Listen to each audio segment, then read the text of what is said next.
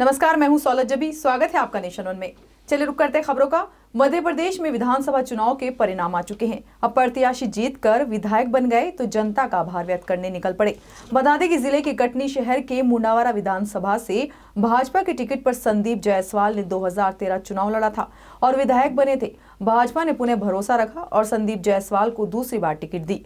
इस बार संदीप जायसवाल ने लगभग 16,000 वोट से चुनाव जीतकर भाजपा पार्टी पर भरोसा कायम रखा है। चुनाव जीतने के बाद मतदाताओं का आभार व्यक्त करने के लिए संदीप जायसवाल ने अपने निवास से हजारों समर्थकों के साथ आभार यात्रा निकाली और एक आम सभा को संबोधित किया। जनता से भी ये कहना चाहूंगा कि आप पहला प्रयास अपने उन प्रतिनिधियों के माध्यम से करिए। नहीं होता तो हर जगह मैं आपको उपलब्ध मिलूंगा और सड़क पर जाकर जहां भी लड़ना पड़ेगा लड़ूंगा। आपको निराशा नहीं होगी, चाहे आपके यहाँ की नालियां साफ क्यों ना हो रही हो, वहां भी अगर आपके कहने से एक बार नहीं हो तो दोबारा आपका विधायक वो काम भी करवाने को तैयार रहेगा। ये भरोसा मैं आपको दिलवाता हूँ। कटनी से योगेश खरे की रिपोर्ट। उत्तराखंड के हरिद्वार ग्रामीण विधानसभा क्षेत्र के गांव भुआपुर में ग्रामीणों को मार्ग पर जलभराव से काफी परेशानी हो रही है। बता दें कि जलभराव की दिक्कत कई सालों से है, लेकिन इस समस्या का कोई निदान अभी तक नहीं हो पाया है। वहीं ये मुख्य मार्ग कई गांव को जोड़ता है और ये मार्ग हमेशा जलमग्न रहता है, जिसके कारण राहगीरों को आने जाने में कई समस्याओं का सामना करना पड़ता है। साथ ही जब विधायक स्वामी यतीश्वर आनंद से बात की गई तो उन्होंने बताया कि जब मैं पहली बार विधायक बना तो मैंने इस मार्ग को बनाने के लिए 9 लाख की धनराशि स्वीकृत कराई थी, लेकिन गाँव के 2 परिवारों के बीच विवाद के चलते ये मार्ग नहीं बन पा रहा है। वो समस्या पिछले 8-10 साल से है। जब मैं पहली बार विधायक बना तो मैंने सबसे पहले उस गांव के लिए उस रास्ते को ठीक करने के लिए 9 लाख रुपए दिए थे विधायक निधि से, लेकिन आपस में वहाँ 2-3 परिवारों का झगड़ा है।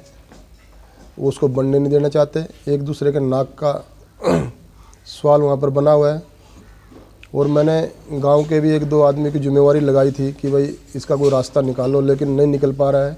हरिद्वार से विकास कुमार की रिपोर्ट।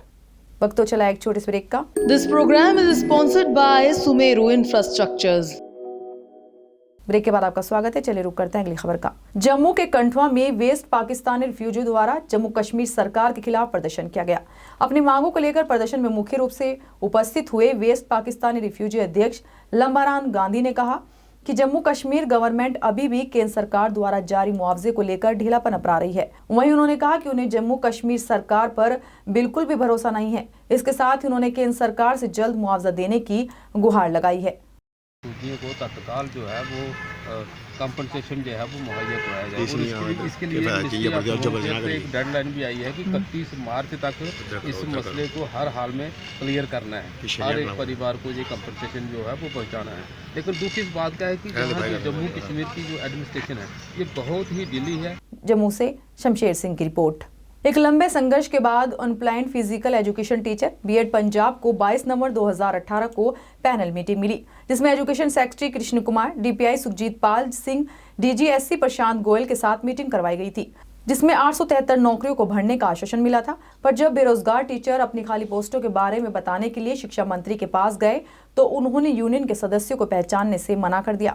यूनियन प्रधान केशव कोहली ने कहा है कि वे सिर्फ 5 जनवरी तक इंतजार करेंगे, उसके बाद उनका संघर्ष और तेज होगा। वहीं इस मामले पर शिक्षा मंत्री ने कहा है कि इलेक्शन कोड लगा है, वे 5 जनवरी तक किसी को भी बेनिफिट नहीं दे सकते। Unemployed physical education BPEd MPEd union Punjab ਸਾਨੂੰ 22 ਤਰੀਕ ਨੂੰ ਇੱਕ ਲੰਬੇ ਸੰਘਰਸ਼ ਤੋਂ ਬਾਅਦ 22 ਨਵੰਬਰ 2018 ਨੂੰ ਮੋਹਾਲੀ ਵਿਖੇ ਇੱਕ ਪੈਨਲ ਮੀਟਿੰਗ ਮਿਲੀ ਸੀ, ਜਿਹਦੇ ਵਿੱਚ ਸਾਡੇ ਐਜੂਕੇਸ਼ਨ ਸੈਕਟਰੀ ਕ੍ਰਿਸ਼ਨ ਕੁਮਾਰ ਜੀ, ਡੀਜੀਐਸਸੀ ਸਾਹਿਬ ਪ੍ਰਸ਼ਾਂਤ ਗੋਇਲ ਔਰ ਡੀਪੀਆਈ ਪੀਸੀਐਸ ਅਫਸਰ ਨੇ ਸੁਖਜੀਤ ਪਾਲ ਜੀ, ਉਹਨਾਂ ਨਾਲ ਸਾਡੀ ਪੈਨਲ ਮੀਟਿੰਗ ਹੋਈ ਸੀ ਔਰ ਸਾਡੀਆਂ 873 ਪੋਸਟਾਂ ਨੂੰ ਲੈ ਕੇ ਮੀਟਿੰਗ ਕੀਤੀ ਗਈ ਸੀ, ਜਿਹੜੀਆਂ 2015 ਨੂੰ ਜਿਹੜਾ ਦਾ ਨੋਟੀਫਿਕੇਸ਼ਨ ਜਾਰੀ ਕੀਤਾ ਗਿਆ ਸੀ ਔਰ ਹਜ਼ਾਰਾਂ ਟੀਚਰਸ ਨੇ 700 ਰੁਪਏ ਫੀਸ ਦੇ ਹਿਸਾਬ ਦੇ ਨਾਲ ਜਿਹੜਾ ਵਾ ਇਹ ਨਾਮਾਂਕਨ ਪੱਤਰ ਭਰੇ ਸੀ और लंबे संघर्ष तो बाद भी जड़ियाँ पोस्टां का प्रोसैस जारी नहीं किया गया। अजे इलैक्शन कोड लगा है 5 जनवरी तक असीं कोई किसी को बेनीफिट नहीं दे सकते। 5 तो बाद वेखांगे की करना। सारे जो इलैक्शन कोड दी इलैक्शन तुहानूं पता इलैक्शन कमीशन दी जो हदायतां होंदियां उहदे मुताबिक करना पैंदा। सो अजे तक 5 जनवरी कोड लगा असीं कोई किसी को कोई बेनीफिट वाली गल करके सोचांगे नहीं फैसला करना है। अमृतसर से ललित शर्मा की रिपोर्ट। अब तक की खबरों में बस इतना ही। देश दुनिया की तमाम खबरों के लिए देखते रहिए नेशन वन। नमस्कार।